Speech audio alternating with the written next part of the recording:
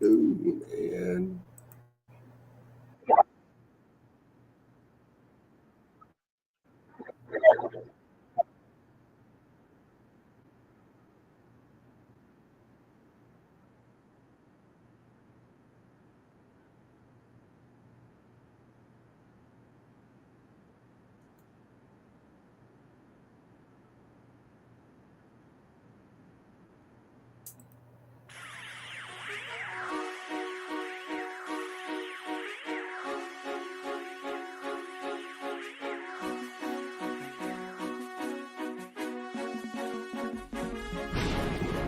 I mean, you can see right now, without LeBron, Lakers are struggling. Let me tell you about a team I hate, all right? I know the Dallas Cowboys Get the win. I don't know, Jack. It's a big decision. I've often said that the people who run baseball, they try very hard to ruin it. I'm from Brooklyn. I don't have a problem saying base. Pittsburgh at Buffalo. Thank you. I thought I was right. So anyway, Yeah, Mac, you're really interested in these playoffs. so This is a presentation of Northeast Streaming Sports. Good morning. You're listening to the Mac and Jack Sports Show on Northeast Streaming Sports.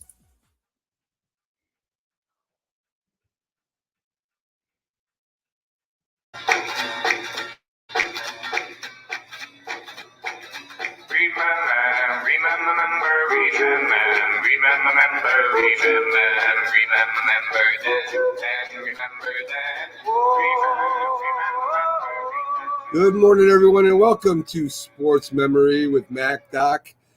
Jack isn't here today. He's handling his boxing. He's got a big dinner right now that he's working on as the for the Boxing Hall of Fame, the New York Boxing Hall of Fame, and we'll be passing out awards, setting up dinners, and schmoozing with some of the great boxers in the history, of course, of boxing and fighting. So, good morning, Doc. How you doing today? Hey, I'm doing great, Mac. Good to be here. All right. So we started this show last week, Sports Memories, as we go back into the history of the four major sports and even college sports we'll be covering. And, you know, I love doing this stuff because not only does it show how much we progressed and how we got to where we are, but I learned a lot of new stuff, Doc, and stuff that I thought I knew along, you know, especially in my major sport, which is football. And, you know, baseball I've been following for years and even basketball. And you learn something new all the time. And it's good to share this with people. If you're interested in your sport and you really, you know, love and enjoy watching something or participating in it, even in a different way, it's great to know of the roots of anything, you know, when it comes to sports, your family, whatever. And this is a show for you. If you love that kind of stuff, this is the kind of show that you'll really be interested in. And today, we're going to talk about the NFL, and we're going to be talking about, of course, baseball, as we have Dr. Paul with us this week, and hopefully from then on, as we can keep on going back into the history of baseball. And there's nobody better at it than Dr. Paul. Good morning, Rick. Glad to have you here this morning. It's going to be a great show. So, Doc, I want to talk NFL history, and I know you're not a huge NFL fan. You do follow the NFL. You do like the Jets and some of the players that are on the other teams, and I know when you get a chance, you watch the NFL football. But we're going to go back into the 50s. You heard the greatest game ever played, the audio clip we had there when Johnny Unitas handed it off, and the Colts won the first ever overtime championship against the New York Giants there. And that game was played in Yankee Stadium, by the way. Very good point. And that's way before there was a Giant Stadium. And so we're going back even a little before then, Doc. We're going back to 51 through 55. And I found a lot of interesting information there. And first, the two teams that have never won a Super Bowl were the best teams during that decade, especially from 51 to 55. The Cleveland Browns were in almost every championship. The Cleveland Browns won. Let me see if I get the exact things here. They won 1950, 1954, and 1955, the Cleveland Browns won 3 championships, which were the equivalent to the Super Bowl today. They won 7 championships, or they were in 7 championships in 10 years. This is how good this team was. And we're talking with Otto Graham, Jimmy Brown, Night Train Lane, some of the Hall of Famers for that team. At one time, Otto Graham was had all the records as the greatest passer in the NFL. Let's see, the title game, he won 7 total championships. It didn't happen again with Otto Graham until Tom Brady actually is the one that tied his record, if you want to count the championship, against the Super Bowl. This is how good he was. So the Detroit Lions were the other one. Detroit Lions have never won a Super Bowl, but they won 2 championships during that era. The era they won in 1952 and 1953. So the teams with the most success back before the Super Bowl era are the 2 teams that haven't won a Super Bowl yet. And to me, that's something I never knew. Head coach Paul Brown. Head coach Paul Brown is known as the father of modern day football. If you ask the greatest coaches in the history of football, Bill Belichick, John Madden when he was alive, they always look to Paul Brown as the greatest coach in the history of football. This guy had so many innovations, Doc. He's the first one to use game film to scout another team and to self-scout his team. So at that time, coaches didn't do that. He went back. He seen where his team had flaws to work on. They would spend all day on one offensive play, one day on all the intricacies of a defensive play. He would drive the players crazy. He was the first one to have an assistant coaching staff on full time. Before, you didn't make enough money at football, you didn't do that. You had your job in the off season. Yeah. So anyway, yes, Vikings beating the Browns in a championship, but still no Super Bowls. Rick comes in and tells us about that too. So, these were again, the championship was equal to the Super Bowl. So back to Paul Brown. Not only did he do that, he invented the mask, the face mask, at that time, the modern day face mask, so you didn't get, a broken nose and stuff like that. The playbook, on his playbook, to make sure the players were actually studying the playbook. So he did that. He had a defense that is very underrated. By today, he had one of the best defenses in the league in the 50s.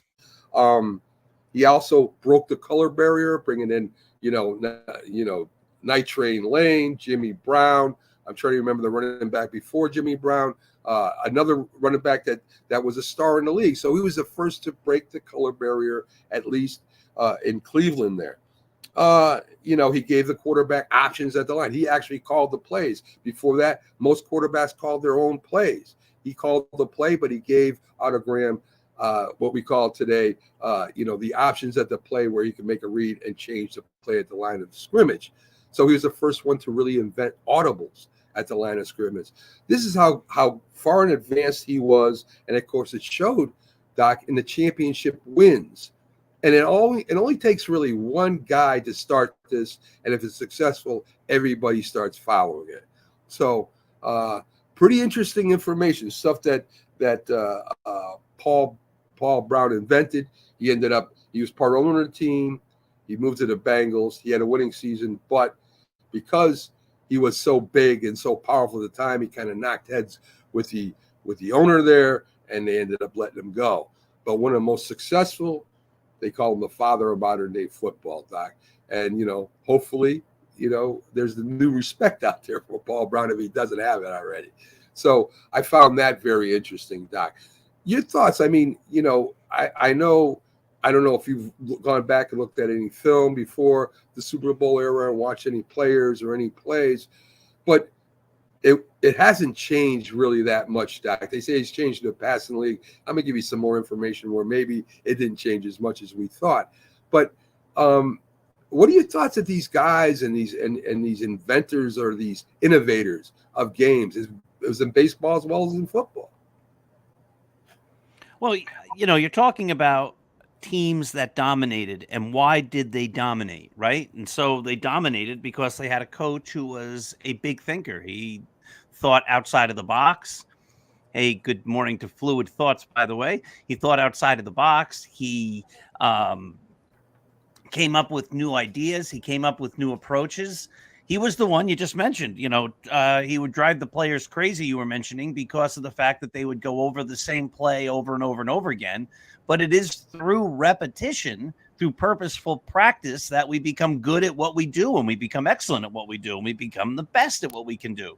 And this was a coach that was focused on making his players the best they could be.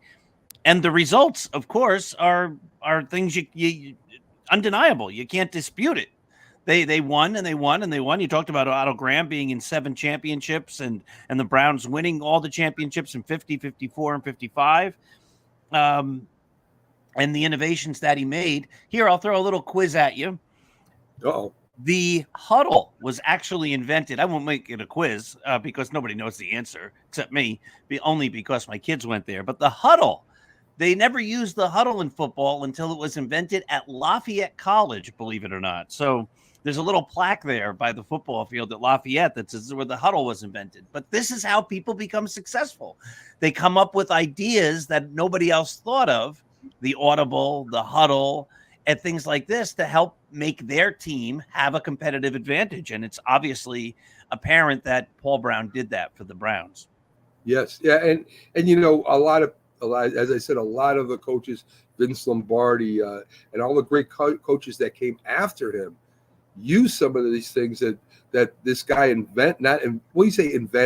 I guess that's true, but it's an innovation, right? It's something that he took and made better. So, and it is James Martin that comes in and he says, yes, Bill Walsh, the West Coast offense that came from something else that I could get into, but I'm not going to right now. He met a tackle from Otto Graham. Yeah, he made $13,000 a year. So, again, a lot of players worked in the off season. That's why they had spring training to get them back in football shape again. The other team I want to talk about surprised me. I knew about Paul Brown somewhat. Was the Los Angeles Rams. Now, the Los Angeles Rams became the most successful professional team in all sports west of the Mississippi in the 50s. And in the 50s, they had an unbelievable team. They were the first major football team, NFL football team, to have a TV contract, Doc. So, a part owner of the Los Angeles Rams was Bob Hope. The public relations guys, you'll know this guy, was Pete Rozelle. So these guys were involved in the Los Angeles Rams' success. A team that really isn't talked about in the 50s, even though they did beat the Browns in the championship back in 1951. They beat them 24-17, and then they went to the championship again in 55 and lost to the Browns. They had players like Norm Van Brocklin, the throwing Dutchman. They had Crazy Legs Hirsch. No relations to Jack, I don't think. Well, maybe they were related distantly, but wide receiver that it was hard to tackle because he could whip his legs around. And they had other Hall of Famers like Bob Waterfield and Tom Fears, and Night Train Lane joined them later. So again, one of the first teams to have segregation become integration when they brought in black players. Their head coach was I should know this off the top of my head, really. Their head coach was Sid Gilman, that's right. And he was the innovator of the passing offense, sending 3 to 4 receivers out in the patterns before anybody else did that. So he was mainly a throwing passing team, led the league in throwing, and their defense was adequate enough to play against other teams and win. And as I said, they went to 2 championships. So when I look back at the great teams of the 50s, the Rams didn't pop into my head as much as they should have, me knowing football the way I do. So here you had a team on the West Coast, Doc, competing with the powerhouses of the East. And the Rams were the first to do it. And they were forward thinking enough to get their own TV contract to make some money instead of, having their players work in the off season. And I don't know if you knew about this, but I sure didn't know about this. No, but what you're telling me is something that's very interesting, because I always try to relate everything back to baseball because that's what I know. You're talking about the LA Rams in the early 50s being a powerhouse team, having a TV contract and seemingly making a lot of money based upon the history you provide, which leads me to wonder if people in other sports were watching. It's 1958 that the Dodgers and the Giants leave New York and go to the West Coast. The Dodgers, of course, going to Los Angeles. And you have to wonder if the success of the Rams, somebody should do a book or a report or a study on this, what impact the success of the Rams had on the Dodgers making the decision to try Major League Baseball, which obviously worked, on the West Coast, and to move them out of Brooklyn into Los Angeles. That's a great point. I didn't even think about that. And it wasn't that many years after. If you're talking, they went to the last championship at 55. Brooklyn, as you said, and the Giants both moved out to the West Coast in 58. And that might be that might be what they were looking at, Doc. That's a great point I didn't even think about. So, the market is good. Let's see how our baseball does out there. So, truly, truly great information. That some of this I did not know. I didn't know the Rams were that. I knew they had a decent team. I didn't know they were that good. So with that, Doc, let's channel over to Major League Baseball. As I said before the show, you're probably our best when it comes to Major League Baseball history, Major League Baseball in general. I mean, you're a lifelong Yankee fan, but I know, being that, you have to know the history of baseball because the Yankees are all over that. So Major League Baseball and the Hall of Fame kind of got together, and the Negro League was already put into the Hall of Fame, which well-deserved. They had a lot of great players and great teams, and they belong there. But they did something else that they really didn't nobody else know about. It kind of came as a surprise. There was no announcement. It just happened. And all of a sudden, all the statistics from the Negro Leagues were allowed in. But not just the real statistics, Doc, prorated statistics. Josh Gibson, who was probably the greatest player in the Negro League, played for 11 years. He averaged 20 home runs a year, and they'd given him 400 home runs. And because the Negro Leagues only played 60 to 80 games a year, what they did was prorated to 162 games. So instead of him having 400 home runs, which is exactly about what he hit, 407 home runs, they gave him 800 home runs. The batting averages of some of these players were stretched out from the 60 to 80 games over 162 games, meaning that that's what their average would have been in 162 games. So there would have been no batting slumps. There would have been no injuries. This is what would have happened. This based on already that some of the parks these guys played in were minor league parks, that some of these parks have been turned down, and that all the statistics were not verified. So first, I want to get because I know baseball is anal when it comes to statistics more than any other league. And all of a sudden you've got a new home run leader that is now, I guess going forward, we would say that if we agree with it, and Josh Gibson, and he is now the career batting average leader, and he is also the slugging percentage leader. And on base, I think he's up in he might be number one, number two, but he's up amongst the now leading the league in OPS. What are your thoughts on this, Doc? All right, so I'm going to push back a little bit because I don't I don't know about the idea that the stats were prorated. I haven't seen that. And in fact, I'm looking at the all-time Major League home run list on the Major League Baseball website, and the home run leader is Barry Bonds. And Josh Gibson isn't anywhere to be found on that list because Josh Gibson didn't have that many home runs. If you go to Baseball Reference, they have a 166 documented home runs by Josh Gibson, and that's what they're using, as far as I knew, as his career total. Well, this supposedly from what I went in a Bleacher Report and a lot of different other sites, they're copying them. They're saying now that because they played 60 to 80 games, that they're going to give them credit for what would be the other 60 to 80, the other 80 games. So, according to what I read, Josh Gibson is now the new home run leader of baseball. So, if he is, that's silly because you can't make up statistics.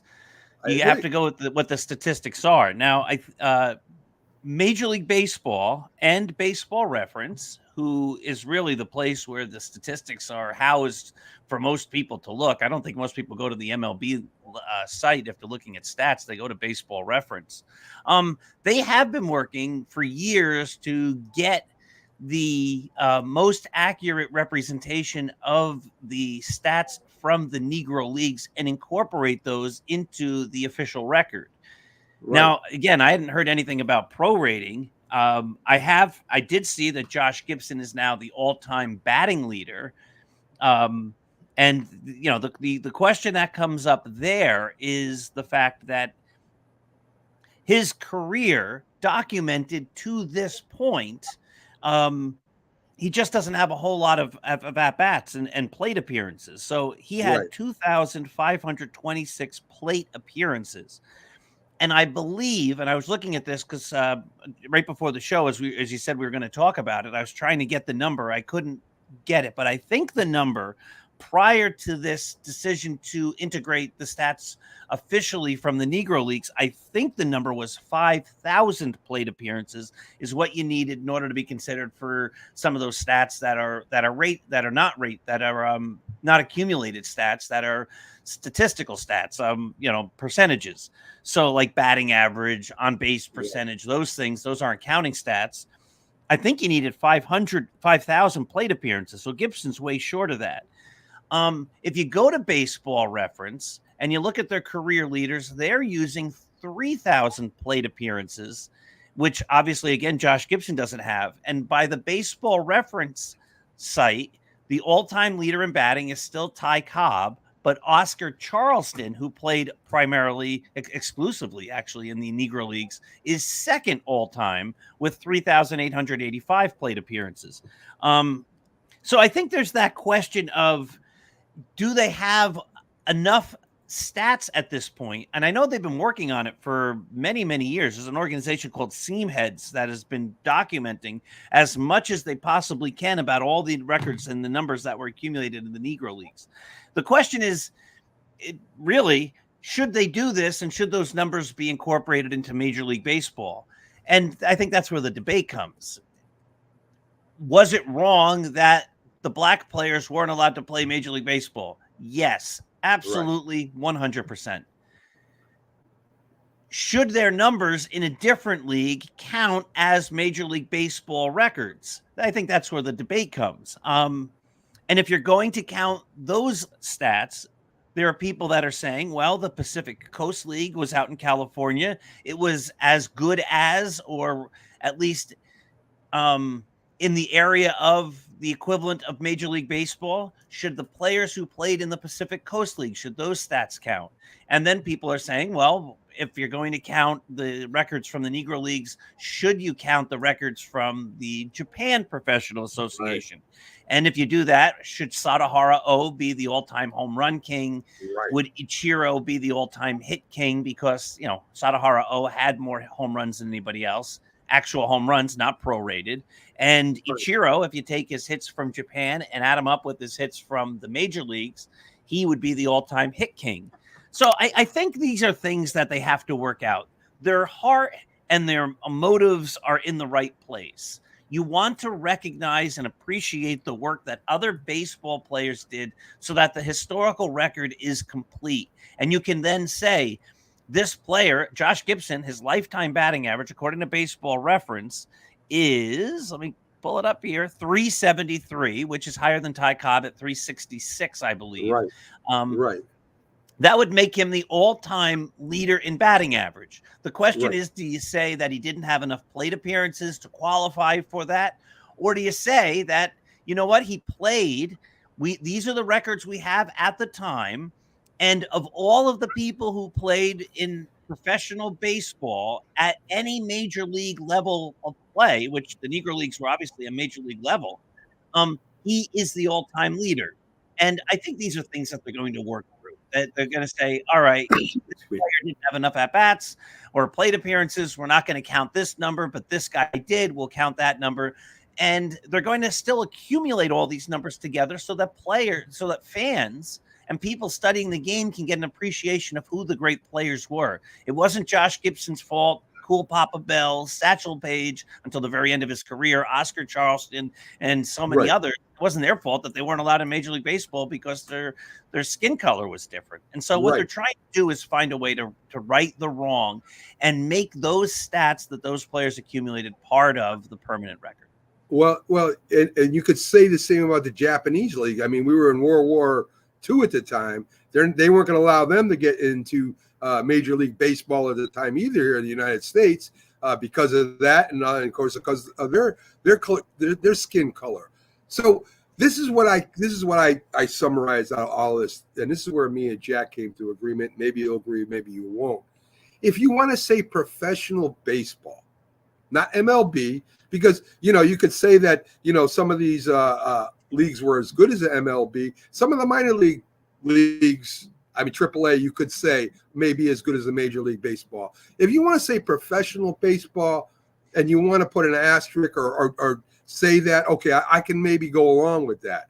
But if you're going to change the Major League Baseball records, Doc, and this is what I think they're trying to do, you say that Baseball Reference is different, but you just read some other sites that said Gibson may be number one because of the plate appearances. They might boost his plate appearances. They might do anything to make him number one. And I think that's false. Major League Baseball records have been there forever. I mean, if you're going to say Josh Gibson, I think they said was 768, something like that, home runs, more than Bonds, more than Hank Aaron, more than anybody that hit over 400 home runs is what his total is about. From what I read, you said it was 168, 200 home runs from what he did 10 years. That's what you gave me.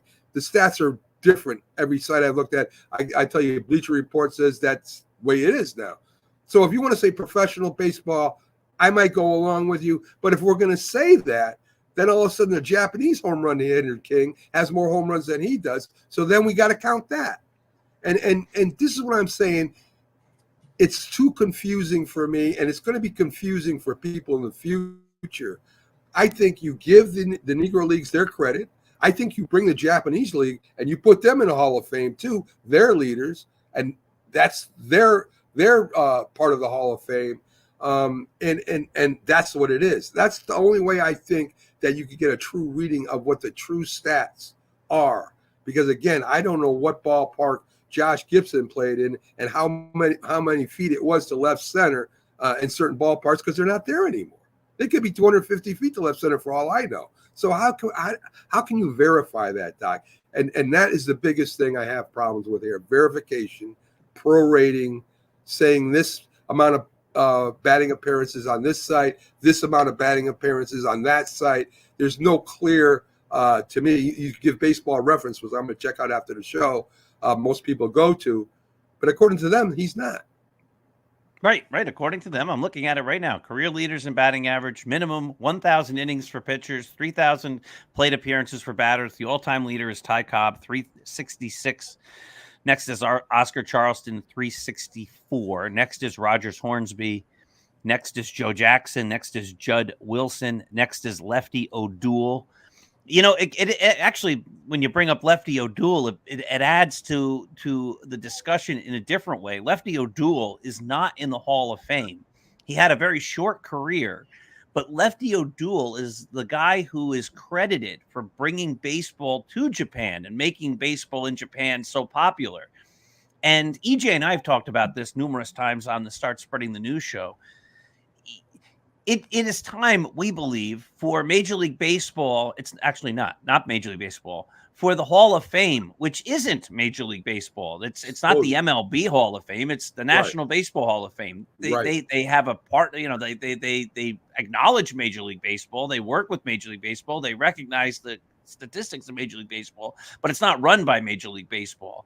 To open up its doors to celebrate the game in all its facets. And so, if you can get the career records of the players who played their careers in Cuba, there were some great players, including Luis Tion's father, who was a phenomenal player in Cuba, and have those records part of the permanent record. That would be a great thing. And why not put Sadahara O in the Baseball Hall of Fame in Cooperstown? That doesn't do anything to diminish what anybody else did, what Babe Ruth did, what Ty Cobb did, what Cy Young did, what Willie Mays did, and Hank Aaron did, and everybody else. It's still wonderful, and they did great things. They were great baseball players. It doesn't diminish their accomplishments in any way, shape, or form to say in Japan there was also a player named Sadahara O and many others who played in Japan who were also great players, and so we're going to recognize them as well. I think what you're going to end up seeing once they work through all this is my prediction, is there's so many ways, technology, to sort through statistics, that basically what you're saying is, if you want to look at the total stats for all of baseball, you click one little button, and here's the total stats, and here's the leaders based upon whatever criteria, 3,000 plate appearances, 5,000 or whatever, and here's the leaders. And then you should be able to sort through, well, how do the major league guys who played in the major leagues compare with the guys who played in the Negro Leagues, and sort them both together and put them in there. And let's add the Japanese guys and take out the major league guys and see how they fit in. And if you can, the Pacific Coast League players. And if you determine that maybe the International League or the American Association in the 1940s was the equivalent of a major league, I don't think they would, but if you did, sure, add those stats in there. I think more information is better. We're talking about history. We're talking about the history of sports. And if there can be other ways to recognize the people who are the great players in baseball's history, we should do that. I agree with you 90% of it. But you really can't, because these batters didn't face these pitchers in other leagues. These teams didn't really play other teams and other league stock. I mean, I think, well, Jack said this, and I tend to agree with him, that the Major League Baseball pitching before, it did get integrated, was probably better than in the Negro Leagues, was probably better at that time than the Japanese leagues. And it's hard to say, well, he would have got a 346 batting average if he faced these batters. Now, I know it's not his fault, and it's not the pitcher's fault either. This is just the way it was at the time. But this is the problem people are going to have with those stats, Doc. They're going to say, well, I don't disagree. They should allow you to sort through. If you want to look at how the people in Major League Baseball fared against each other, you'll have the official Major League Baseball records. If you want to show how other people who played professional baseball who weren't allowed in, those records should also be part of the permanent record. But you should be able to sort them. How did the Yankees, they do this already. You can look up how players played against the Red Sox over their career, or how they played against the Red Sox in a given season.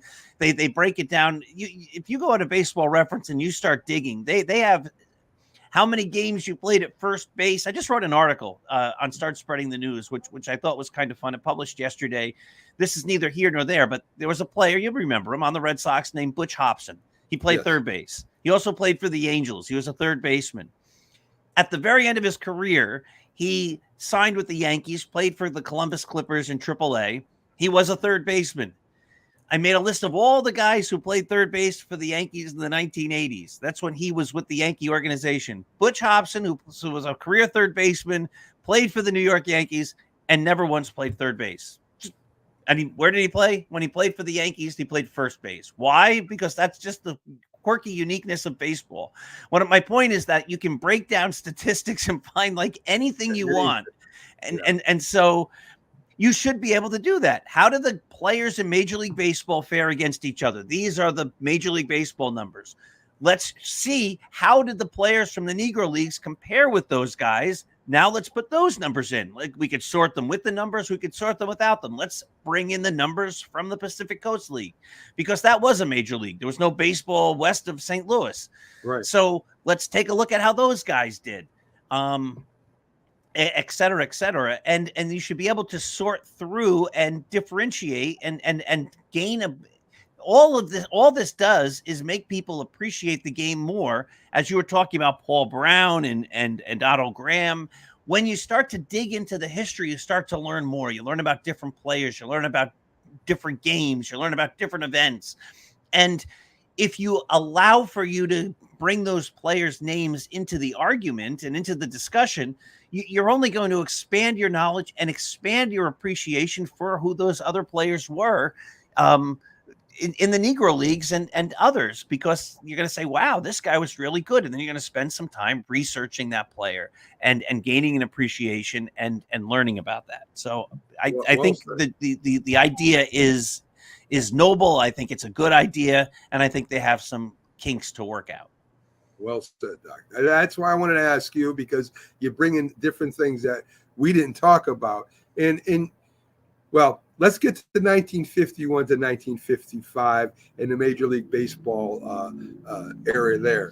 Okay, so in 1955, 1951 to 1955, there's some home run leaders I never heard of. There's some pitchers that pitched 38 complete games. I mean, we'll get all into that. So let's start with in the year. I think this is 1951, where the Yankees and the Giants both had 98 wins in their perspective, in the different leagues. The Dodgers were right behind the Giants that year, and Cleveland was right behind the Yankees. The Yankees beat the Giants in the World Series, and the home runs of 1951 through 1955. Now, these guys, I don't, Doc, right? In the AL 1951, Gus Zuriol of the White Sox had 33 home runs.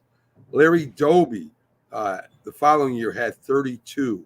Al Rosen had 43. He was with Cleveland, the Indians, right? 54, Doby leads the league again with 32.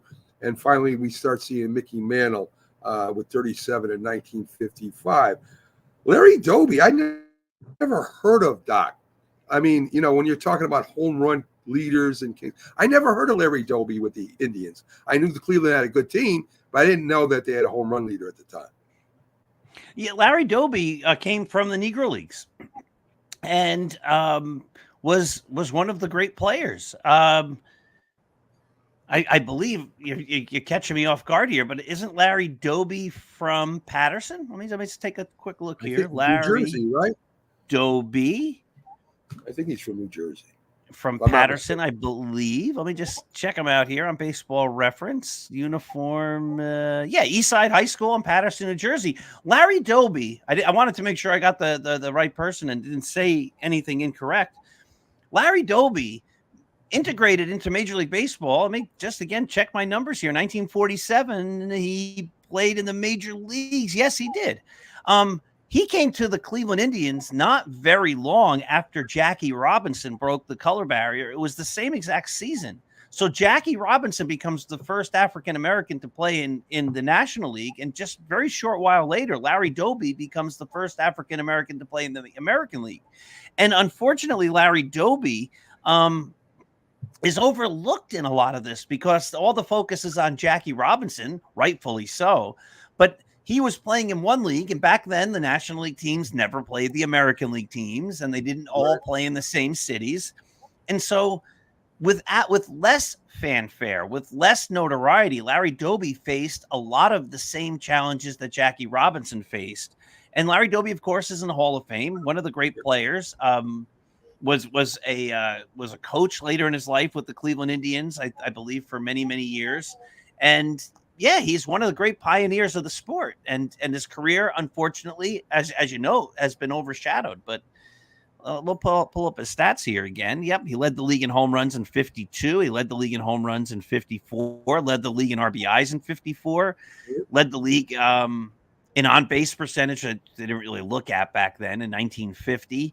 And in slugging percentage in 52. He was an all-star every single year from 1949 through 1955. So yeah, Larry Doby is one of baseball's great players.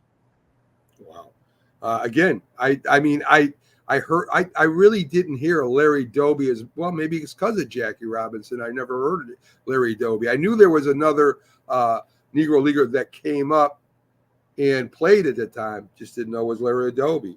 So in the NL of that year, Ralph Kleiner hit 42 in 51 and 52. Kiner and Sawyer hit 37. 53, Eddie Matthews with 47 with Milwaukee. Ted Kluszewski.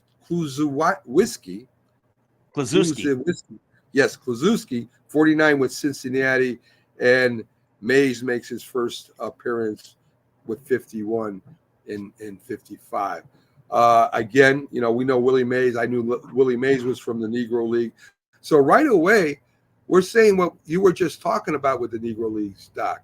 As they integrated into the Major League play, they had instant impacts on Major League Baseball. Very cool. So I'm not going to get the RBI leaders here. I'm going to do a batting average leaders here because, again, from 1951, Ferris Fain with 344 and 51. Again, in 1952 with 327. He was with the Philadelphia A's at the time. Mickey Verney in 53 had 337 with the Washington Senators. Bobby Avila with Cleveland Browns batted 344. Alex Caline 340 with the Detroit Tigers. So those were your batting average leaders, 51 through 54, Doc. And they again, as you said, they didn't count WAR and all those other statistics back then. Right, it wasn't even invented back then. But yeah, Al Kaline is a Hall of Famer who led the league in hitting in 55. One of the great Tigers of all time. Ended up with 3,000 hits. He played, you're talking about 1955, I think his last season. And again, I'm trying to do this off the top of my head. I think his last season was 1974. He played for a long time, Al Kaline. Okay. Let's see. The 10 best pitchers of the 1950s. Bobby Friend, I think it is Friend, 51 through 59. Pirates, yep. He had ERA 283, 14 wins and 9 losses. Mike Garcia, 50 through 59 and 52, had 237 ERA, had 19 complete games. Johnny Antonelli, Giants. Yes, 21 wins and 7 losses in 1954. Bob Lemon in 52, 22 wins, 11 losses, 28 complete games. And Billy Pierce with the Yankee White Sox. Killer. Best year, 15 wins and 10 losses. Let me ask you about complete games, Doc, right? We have pitchers that don't pitch complete games anymore, hardly at all, right? They do once in a while, but these guys did.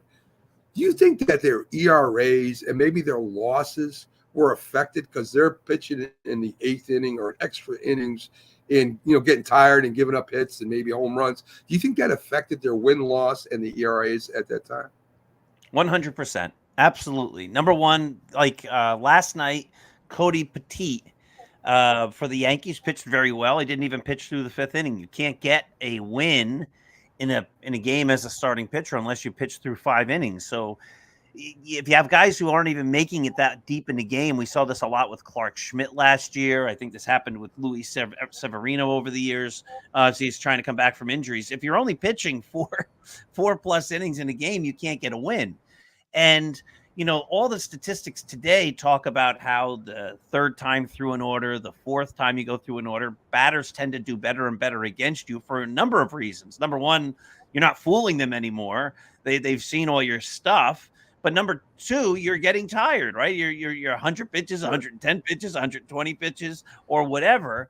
And obviously you're going to be less effective. People have made those arguments against the greatness of some of the players of previous eras because they say they accumulated some of their great numbers, not against the best pitchers at their best. They got them against the best pitchers pitching in the 8th and 9th innings when they were tired.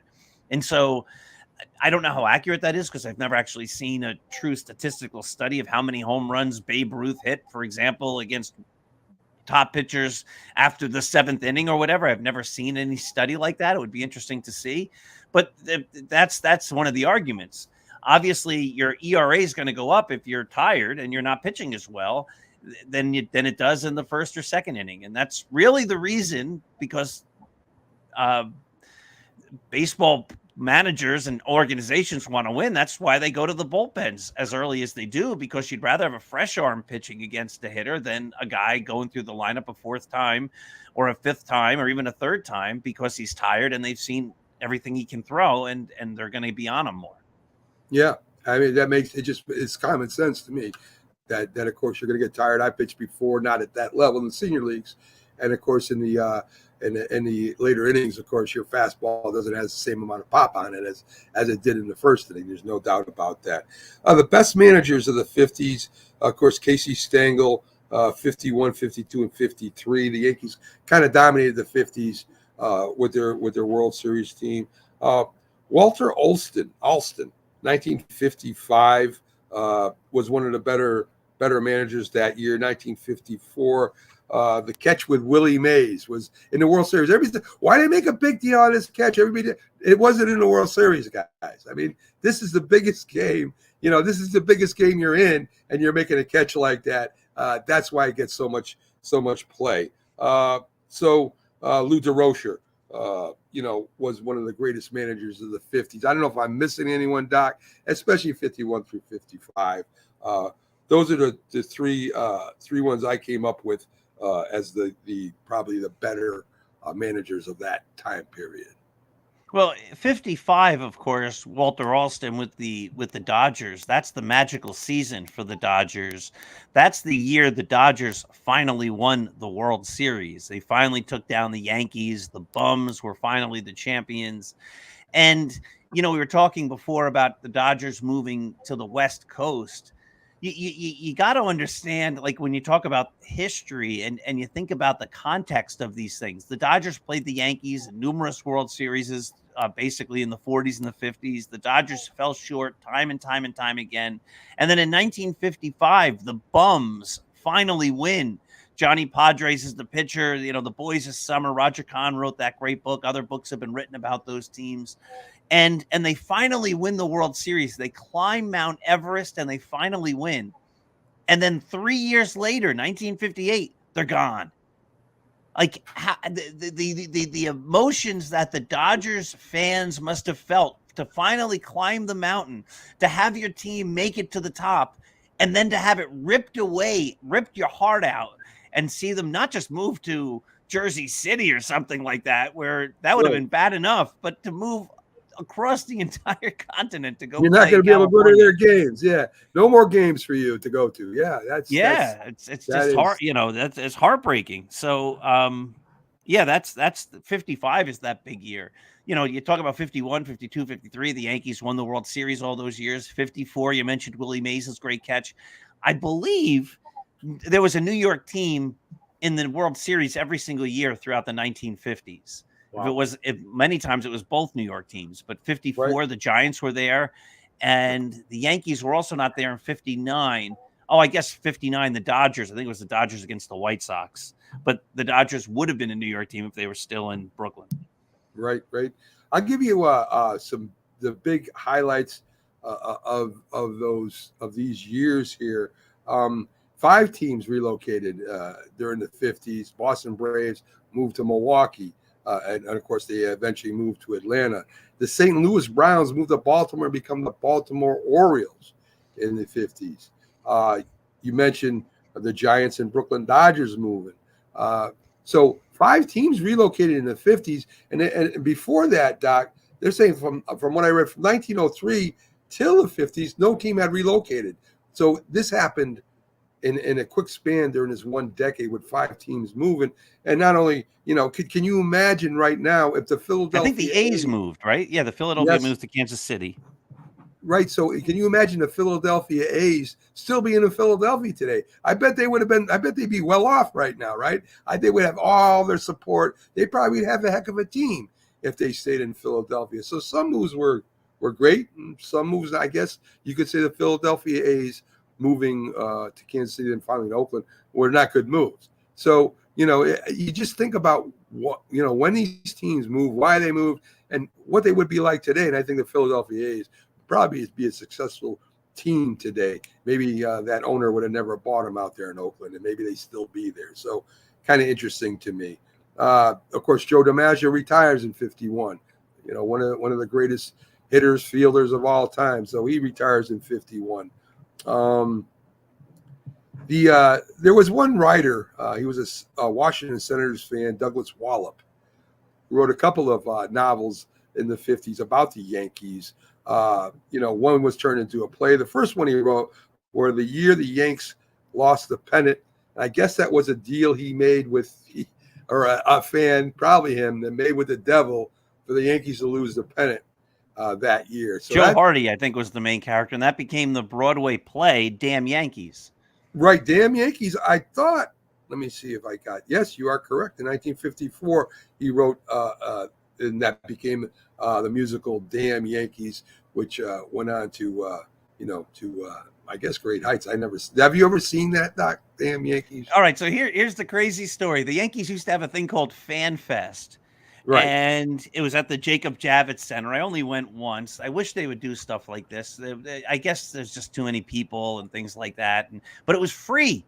It was free. You could go to Fan Fest. It was free, and there were billions of Yankees all over the place. And you would stand online to get autographs. Greg Nettles was there. Roy White was there. I mean, they were all there. You meet them for 1 second, you get their autograph. I could show you a cool thing I have here, but I'd have to, leave the camera for a minute. But I carried a home plate around with me, a real baseball home plate. And I had them all. I had as many guys as I could sign it. People, Ron Blomberg, I'm looking at it across the room. Ron Blomberg, Ed Figueroa, Bob Lemon, who you mentioned, Hall of Fame pitcher, who then was the Yankee manager in 1978. They all signed this home plate. But while I was standing on a line getting an autograph, Michael Kay, who was a new Yankee announcer doing the games with John Sterling at the time, and he said, if someone can tell me the name of the guys who Reggie Jackson hit his home runs again in the 1977 World Series, I have tickets to Damn Yankees on Broadway, because it was a revival in the late 90s. I guess it's like 97 or 98. And I said, Elias Sosa, Bert Hooton, and Charlie Hough. And he's like, you win. And he gave me the tickets to Damn Yankees. And then I took my wife in the city and we went to see it. So it was a great play. Yeah, it's a great play. Very, very cool. In the 50s, Stan Musial, to me, one of the most underrated baseball players, because he played in St. Louis, was leading the leagues in batting average. And, he was a good home run hitter, too, a great player in the field, too, against Stan the Man, one of the best nicknames ever in baseball. Really doesn't get his accolades. Roy Campanella, MVP, two out of the 4 years that I looked up, from 51 to 55, really 5 years. But unbelievable player. I mean, to be MVP back to back. What was he? He was 53. He was 54. No, 54. Willie Mays was it? But he came back in 55 and won it again. I mean, I think he was Was he the catcher? On the Dodgers, yeah, and I believe he also played in the Negro Leagues. Yeah, he did for a couple of years, a number of years. He played in the Negro Leagues, and then he became the great catcher on the Dodgers as they integrated.